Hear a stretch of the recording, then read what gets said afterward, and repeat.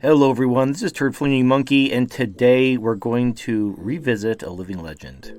Barely living, but still alive. So if you've been part of the MGTOW community for a while, you may remember a name of a man called Man-Woman Myth.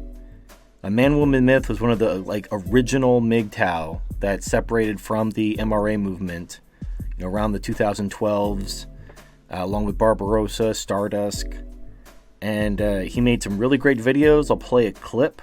I never actually talked to Man-Woman Myth before. It was kind of like before my time, but his videos were very well done. Good editing, good presentation. I'll just let the video speak for itself. Men simply do not exist as a group, except where they do something bad. A man from Armagh has been given a life sentence. A man's been found guilty at the Old Bailey. The man charged with the brutal murder of... A man's been charged with murdering... The same man could be responsible for 2 double murders. 5 to 6 men would rape us for hours. All the suspects are male. The man convicted of killing the former. The man accused of raping and murdering. This tragedy is man-made. Police across the country are hunting this man. There are con men and gunmen, and there are manhunts. The gunmen were branded as terrorists. 1 gunman and 2 accomplices.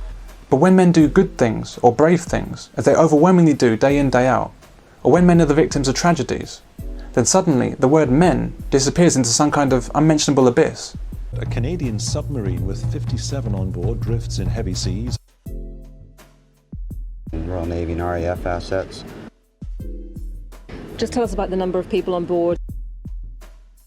There's 57 crew. There was 9 personnel who reported smoke inhalation. 2 of concern, but none of them require a medevac from the submarine. To reach 13 coal miners who were trapped after an explosion in West Virginia. We believe the individuals might be located. People die on roadworks simply because they're trying to mend our roads and make them better for us.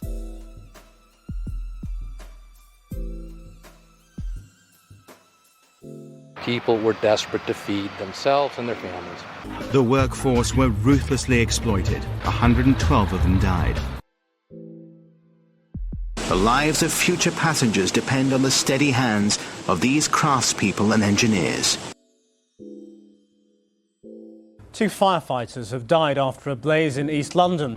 The pair were on the top floor of the building. 4 RAF crew are feared dead. None of the crew members have been found. 5 soldiers were killed. 4 bodies have been found near. Contact with the crew was lost. 5 members of the regiment were killed. 3 US soldiers died there today, but 9 others have been killed. The soldier was airlifted to Baghdad for treatment.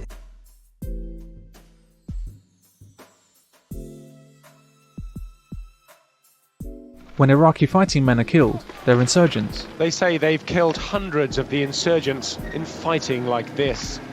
When they kidnap a woman, they're men. Mrs. Hassan was kidnapped by armed men who stopped her car. The deaths of men are deliberately suppressed behind their job titles and gender-neutral labels.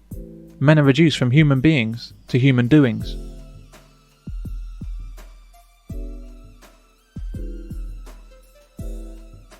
Women, however, certainly do exist, especially when something bad happens. Indeed, tragedies are somehow more tragic when women are affected. 3 students and a female officer among the dead. Many of those who died were passers-by, including 7 women. Hundreds of thousands, mostly women and children, are living in camps with little food and clean water. Hospital officials said women and children are among the dead. BBC has evidence of police attacking women and children. An entire trench was filled with women and children. Mostly women and children. At the roadside, we saw women and children. They're being forced to flee. While the women are forced to flee, the men are forced to die. But we hear nothing about that. It's just as accurate to lump men and children together. Why are the deaths of men rubbed out of the public's consciousness? Now, like I said, Man-Woman Myth kind of dropped off the scene before my time. I never really got to know him. I watched some of his videos, I was impressed. But he recently resurfaced. And it's kind of sad, but I think it's important because I think there's lessons to be learned. So here is a clip of Man-Woman Myth circa this year. My situation is fairly straightforward. I've had a brain injury. a quite severe brain injury, and I think it was possibly 4 years ago. I have very vague memories of the jobs I used to do and the places I've worked. I don't know where I live, for example, but I do have addresses in my head of places that I've lived. But I don't actually know which address I live at, so I don't understand the situation. I know I was married, but I believe I'm divorced now. I simply don't know the status beyond that. So something happened that led to a divorce. I know that much, I think. I'm not in touch with my ex-wife, so I don't know the situation. I also have 2 children, and the only thing I know about them, absolutely the only thing I know about them, are their names. I have 2 children and I know their names, and that's it. Everything else is just gone. So I'm desperately hopeful that I can rebuild some kind of relationship with them in due course. I don't know how that will work, seeing as my wife hasn't been in touch with me, so I haven't seen the children for, I think, 4 years or so. Now, I think I had my injury in 2015, so I think it's been 4 years since I saw the children, maybe 5 almost. So long story short, about 4 years ago, which corresponds to about the time when, I was kind of entering the MGTOW community, a man-woman myth tried to kill himself. And he didn't succeed, but he did cause himself brain damage, and he lost a lot of his memories. And as you could hear, he's struggling. I mean, it's great that he's alive. It's great that he's coming back to YouTube, but is he even going to be able to make the kinds of videos he used to with all that brain damage? Now, the point of this video isn't just play a violin from Man-Woman Myth. I honestly feel bad for him. I hope that he, gets better and maybe recovers some of his faculties and maybe even makes content again. I don't know. But I think it's important to understand the process by which this sort of thing happens. I talked to there was a guy who told me he was going to kill himself. I responded to his email. I made a video about it. I sent him that video the next day, but he never responded, never heard from him again. So as far as I know, he went through with it. So this happens all the time. Now, why does this happen?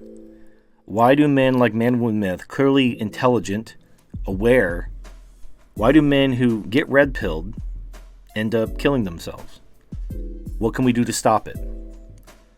I think the important thing, step one, is to understand kind of where this is coming from. You have to understand, when I talk about the red pill grief cycle, the kind of this MRA activism, this desire to fight the system, this is a manifestation of red pill rage.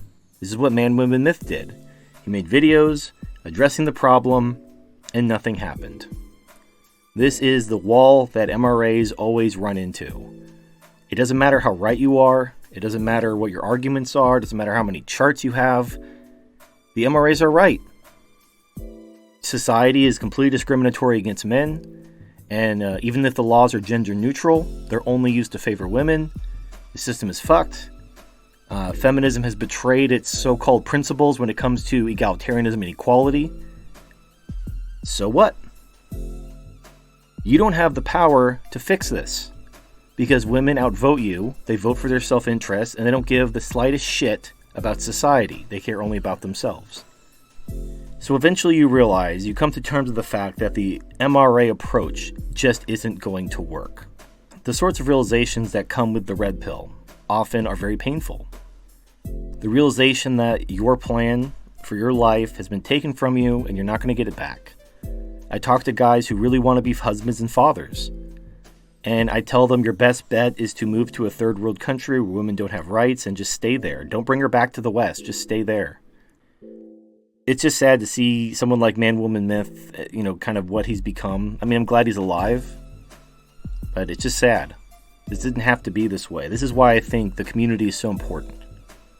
I've been through the valley. A lot of other people have been through the valley. People who've told me they've self-actualized, they've never had to go through the valley. You talk to them for 5 minutes, you realize they're in denial. They haven't even started the journey. They're just deluding themselves into thinking they're self-actualized when they're just in complete denial. It's kind of funny in a way, kind of ironic. But for those of you who've been through the valley and you know what it's like and you've climbed out the other side, I understand that once you get going, once you start building momentum, you see that freedom, you see that light at the end, you start enjoying your life, you realize life is beautiful and you're like ready to go. Before you take off, just turn around and just consider helping someone else. There are other people who are stuck in the valley who could use your help. You've been through it, you understand what it's like. Reach your hand out and help someone out. Don't let what happened to Man, Woman, Myth happen to anyone else. So I am trying to work out what life is now. And things are incredibly difficult. But I also realize that as difficult as they are for me, they're much more difficult for many other people. But I am very confused and wondering what life is, basically, and how I make my life into something worthwhile.